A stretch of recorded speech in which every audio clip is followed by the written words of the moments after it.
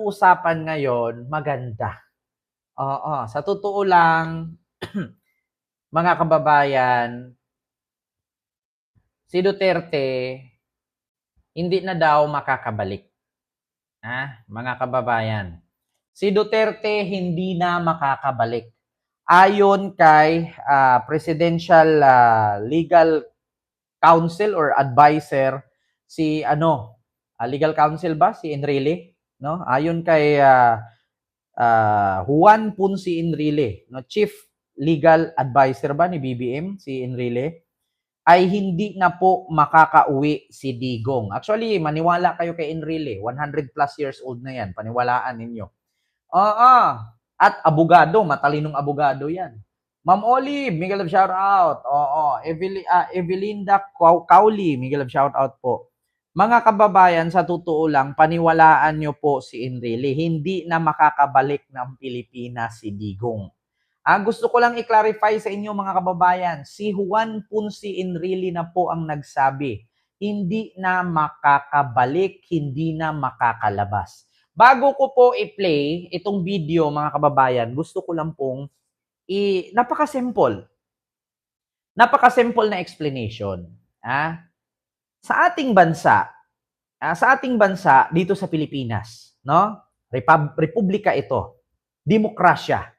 Malaya kang magmura, malaya kang magsalita, malaya kang maglabas ng saloobin, wag mo lang pasubrahan, malaya ka rin pumatay. Pero pag ikaw ay pumatay, makukulong ka po. Di ba? Speaking of pumatay, dito sa Pilipinas, makapatay ka lang ng isang tao habang buhay ka nang nakulong at depende. Depende sa sitwasyon kung ang pagpatay mo ay self-defense ba yan or ang pagpatay mo ay sinadya mo or may galit ka.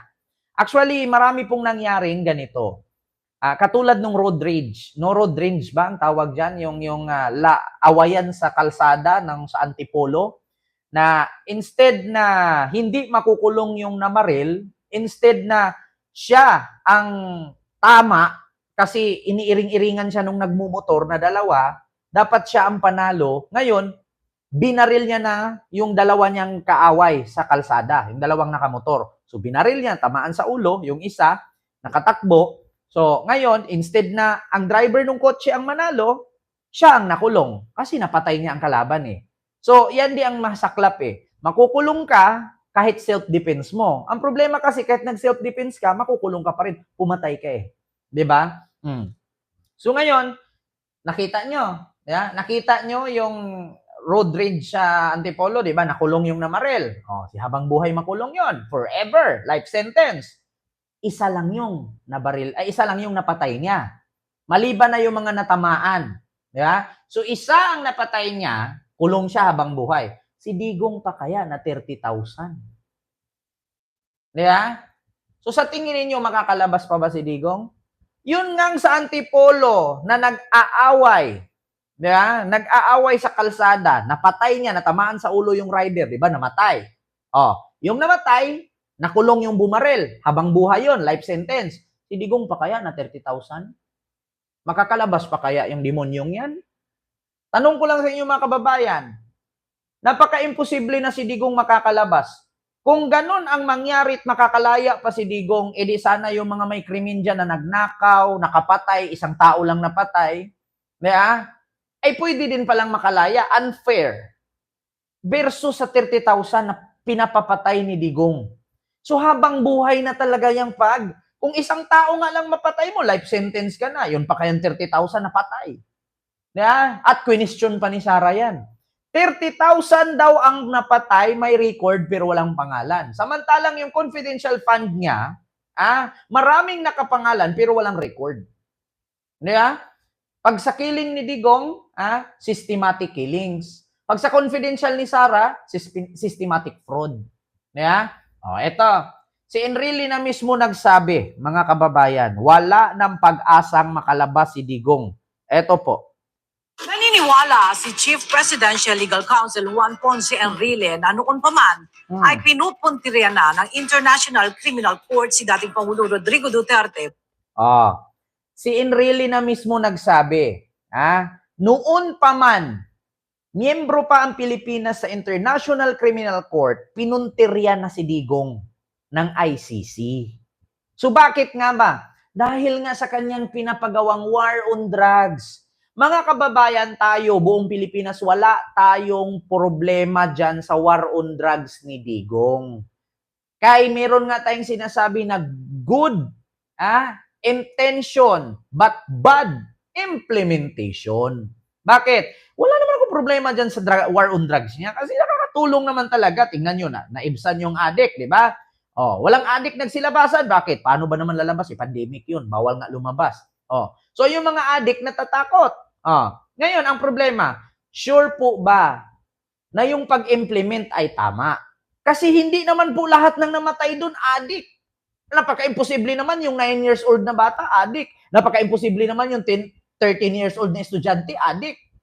Di ba? Yun ang tinatawag na good intention but wrong implementation.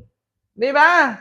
Wala na tayong problema dyan sa war on drugs ni Digong. Ano po problemahin natin? Tama naman yung ginawa niya. Good na good intention, pero wrong implementation. Bakit? Wala po kasi sa saligang batas na kapag nakita kang gumamit ng shabu, nagbenta ng shabu, ay papatayin ka. Walang ganun.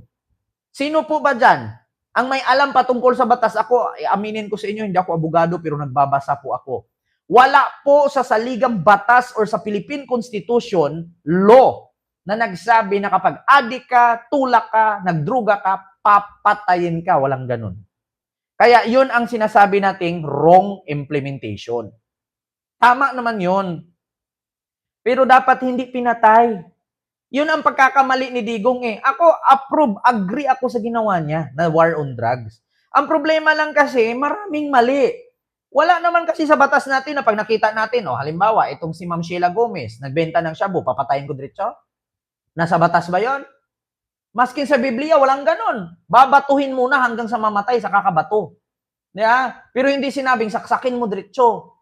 Sa Biblia, ang nakalagay, bawal makiapid, bawal makipagkabit.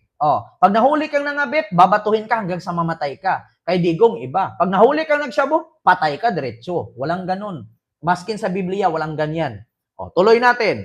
Matagal na palang hinahunting si Digong ng ICC. Sabi ni Enrile. Bago pa man ito naging Pangulo ng Bansa. Naniniwala si Chief Presidential Legal Counsel Juan Ponce Enrile na noon pa man ay pinupuntirya na ng International Criminal Court si dating Pangulo Rodrigo Duterte bago pa man ito naging Pangulo ng Bansa. Sa kanyang post sa social media, inihalin tulad ni Enrile ang sitwasyon ni Duterte sa iba pang leader ng ibang mga bansa na ginamit ang demokrasya para magkamit ng kapangyarihan at sa huli ay gapiin ito. Ayon kay Enrile, ipinagtataka niya kung bakit hindi na ikonsidera ng mga abogado ni Duterte ang magkaroon ng contingency plan o maganda ng legal defense para sa kanya. Sinabi ni Enrile na duda siyang makababalik pa sa Pilipinas ang dating Pangulo. Actually, mga kababayan, sasabi sa balita na duda at bakit daw hindi napaghandaan ito ni Duterte. Simple lang naman ito mga kababayan, hindi na naman natin kailangan dito arithmetic. Hindi natin kailangan ng civil, mga matatanda na tayo. Bakit? Kaya si Duterte, hindi niya pinaghandaan yan. Yung maghanda ng abogado, legal team, para kasi kaya niyang pagmumurahin ang Korte Suprema sa ating bansa. Una, nung pinatawag si Duterte sa Kongreso, sa Senado, anong sabi niya? Ma'am, wala kang alam. Piskal ako, mayor ako, presidente na ako. Anong narating mo sa buhay para questionin mo ako ng ganyan? Wala kang alam. Kung ako ba naman abogado, kaharap ni Digong, oo nga naman. Lawyer ako, fiscal na siya noon, nag-mayor na, nag-presidente na, anong panlaban ko? Nga. Di ba? Kailangan pa. Sabi nga naalala niyo si Jenky Luestro, Mr. Chair, baka napapagod ka, Mr. President, may mga abogado ka naman sa likod mo. Baka kailangan mo ng tulong. Anong sagot ni Duterte? Ma'am, hindi ko kailangan abogado. Kaya ko sarili, I can handle myself. Diba? Kasi pagmumurahin lang niya yung mga abogado, nga. Diba? Yun lang naman. Kaya, sa tanong ni Enrile, bakit daw hindi napaghandaan ng kampo ni Duterte na magkaroon ng legal team? Wala na, hindi mo kailangan legal team. Kahit kita nyo, si Risa Hontiveros, anong sagot ni Duterte? Ma'am, ganito ma'am, bago ka magganyan-ganyan. Oy, Ma'am Raisad, maraming salamat sa iyong $7 Canadian super sticker. Thank you so much po. Yeah? Anong sabi ni Duterte? Ma'am, bago ka mag-question at sabihin sa akin, yung ganyan, wala kang alam kasi guilt is personal. O, hindi naintindihan ni Risa Hontiveros yun. Kung anong ibig sabihin ng guilt is personal. Ang pagkaintindi niya, oo nga, Mr. Chair, totoo. Totoo, Mr. Chair. Guilt talaga ang personal. Personal is guilt talaga. Yun ang pagkaintindi niya. Alam niyo ba anong ibig sabihin ng guilt is personal? Ang pwede mong akusahan ay yun ang pumatay. Hindi naman si Digong ang pumatay. Nag-utos lang siya na magpapatay. Pero, pag sinabi mong guilt is personal, kung sino yung person or tao na may hawak ng baril at pumatay, siya ang dapat kasuhan. Kasi guilt is personal. Kung sino yung nandun, siya lang. Wala akong kinalaman, nag-utos lang naman ako. Kaya nga, sa totoo lang, hindi na kailangan ni Digong ng legal team. Kailangan mo pa ba ng legal team? Pagbumurahin mo lang yung Kongreso, yung Senado, at sabihin mo, yan si Bato. Si Bato. Miyembro ng death squad yan. Lahat ng nakaupo dyan. Oy, Ma'am Kim, maraming salamat sa yung 5,000 yen. I won. Super sticker. Thank you so much po. Salamat po. Naalala nyo, si Bato, sabi ni Digong, lahat kita ninyo, mga kapulisya, si Danao, si Bato, lahat na kahilera dyan, puro miyembro ng Davao Death Squad yan. Pero, kamakailan lang, tinanggi ni Bato na fixman, mamatay man, hindi daw siya miyembro ng Death Squad ni Digong. Pakita ko sa inyo eto na mga kababayan. Pakita natin si Bato. Bato. Hindi. Miyembro.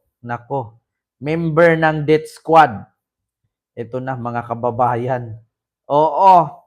Fixman. Mamatay man. Ayan Mamatay man ako. Hindi ako miyembro ng Davao Death Squad. Yung isang senador, yan ang nakaupo dyan, si Senator De La Rosa. Death squad rin yan. Di ba? Fixman, mamatay man ako. Hindi ako miyembro ng Davao Death Squad. Yung isang senador, yan ang nakaupo dyan, si Senator De La Rosa. Death squad rin yan.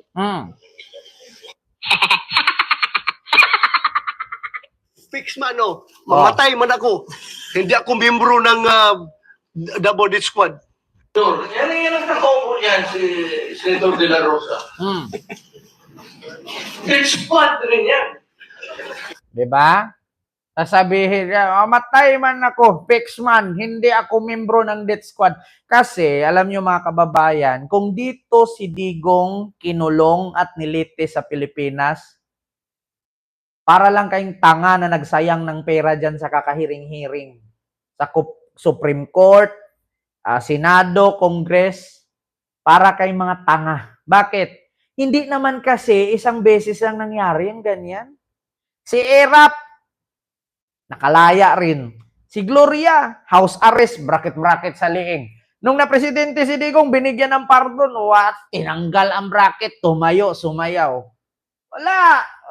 Ngayon, eto mga kababayan, alam nyo na malakas ang loob ko at hinamon ko ang mga DDS na magilit ako ng liig kapag nakauwi si Digong. Bakit? Una, ang pag-file ng kaso kay Digong hindi sa Pilipinas. Tandaan ninyo ito mga DDS, huwag kayong tanga. Alam niyo bakit ang lakas ng loob ko? Nasabi ko pag makauwi si Digong, magilit ako ng liig. Si Bato pa nga lang, sinungaling na yun. Ang uso, ang sabihin yung sinungaling, hindi ako. Alam niyo kung bakit malakas ang loob ko sabihin na si Digong hindi makauwi? Magigilit ako ng leeg pag makauwi si Digong. Bakit? Walang jurisdiction ang Pilipinas na pakialaman ang kaso ni Digong sa ICC. Bakit? Sila Trillanes nag-file ng kaso sa ICC sa Netherlands, hindi sa Philippines. Ngayon, bigyan ko kayo ng example. Bigyan ko kayo ng example, mga kababayan. Katulad nito, si Maharlika at si Harry Roque. Bigyan ko kayo ng sample. Ito, Maharlika, Harry Roque. Peebles, Maharlika, Harry Roque. Anong sabi ni Peebles kanina? Sabi ni Peebles, ang may pakana ng pagpapalabas ng pulburon video ni Pangulong Bongbong Marcos, si Harry Roque. At minisage daw si Peebles ni Maharlika na sakyan mo ang video na to. Di ba? Bakit? Bakit ko nasabi na walang karapatan ang Pilipinas na manghimasok at mangialam sa kaso ni Digong sa ICC? Kasi walang jurisdiction ang Pilipinas at walang power ang Pilipinas na pakialaman ang kaso ni Digong sa ICC. Una, ang batas ng Netherlands iba sa batas ng Pilipinas. Pangalawa, etong kay Peebles at kay Maharlika tayo. Bakit nung plinano ni Harry Roque at ng DDS na ilabas ang video ni BBM na pulburon video? Naalala ninyo yung pulburon video ni BBM? Ito yun, mga kababayan, na pinakalat nila Harry Roque. Ito, pulburon video ni PBBM. Nakita ninyo ito? Itong pulburon video na yan? Alam nyo kung bakit hindi ma-play ni Harry Roque, ni Maharlika at ng mga DDS ang video na to sa Pilipinas? Bakit? Kasi pag sa Pilipinas ito play, kung sino man ang may utak ng pag-play na yan, mabilis hulihin ni General Torre ng NBI at ng cybercrime.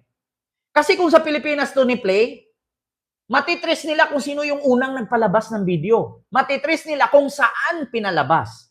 Ang problema ngayon, kaya nila i-play ito doon sa Canada kasi walang karapatan ang Pilipinas na magkaso. Kasi Canada, iba ang batas doon at iba ang batas dito. Ganun ang nangyari kay Digong. Ikinaso ngayon ni Trillanes, ni De Lima at kung sino pa ng Magdalo Group sa ICC sa Netherlands para kasuhan si Digong kaya walang karapatan ang Pilipinas na manghinasok sa Netherlands. So ngayon si Digong hanggat hindi matapos ang kaso niya sa Netherlands, hindi siya makakauwi. Ilan na lang ang buhay ni Digong. Sa 100%, 30% na lang ang battery sa buhay niya. Kunting utot na nga lang yan, naiihi na eh. Kunting ubo na yan, naiigit na. Bakit? Sa sobrang kaulyanin, sa sobrang katandaan. Di ba? Yun ang katotohanan. Kaya hindi mapi-play ni Maharlika, ni Roque, ang pulburon video na to. Ito, PBBM, tama po. Yes po, Mr. Chair. At ayon sa iyo, si Harry Roque ang may pakana nito. Yes po, Mr. Chair. Ayan, Ito pulburon. po ba yung video na pinag-uusapan po natin na Pebbles? Yes po, Mr. Chair. At yan din ang video na pinadala sa iyo ni Maharlika noong July 22. Yes po, Mr. Chair. Ito rin po ba ang tinaguriang pulburon video? Yes po, Mr. Chair. Pwede po Alam nyo kung bakit hindi nila na ipi-play yan dito sa Pilipinas? Matitrace po kung sino ang nagpapalabas at sino ang nagpi-play. Ngayon, kaya nila play yan sa Canada kasi hindi sila makakasuhan. Kahit ako, kung nasa Canada ako at doon ko i-play yan at ipakalat ko sa Pilipinas, walang makakasuhan kasi nandun ako sa Canada. Sabi nga ng NBI, ang paninirang puri sa Amerika, hindi po yan criminal case. Walang mangyayari kahit siraan mo. Pero sa Pilipinas kasi, ang criminal, ang paninirang puri, cyber libel, criminal case po yan. Kaya nga si Maharlika ngayon, sa paghihimok niya, hindi kasi makasukasuhan si Maharlika sa mga paninirang puri niya. Kaya alam niyo sa mga kababayan, kaya ang lakas ng loob ni Harry Roque at ni Maharlika na siraan ang Marcos administration kasi hindi sila makasukasuhan sa Amerika. Ang tanging kaso lang para ma-deport si Maharlika at si Harry Roque ay citing to sedition. Ano bang ibig sabihin ng citing to sedition? Yan po yung pang-convince, panghihimok nila na magsanib puwersa at kalabanin ang gobyerno. Katulad sa ginawa ni Dado. Katulad sa ginawa ni Digong na, kayo mga kasundaluhan, mga kapulisan, papayag ba kayo na meron tayong presidenteng adik? Kaya hindi makasukasuhan si Maharlika ng cyber libel kasi walang kwenta ang cyber libel sa Amerika.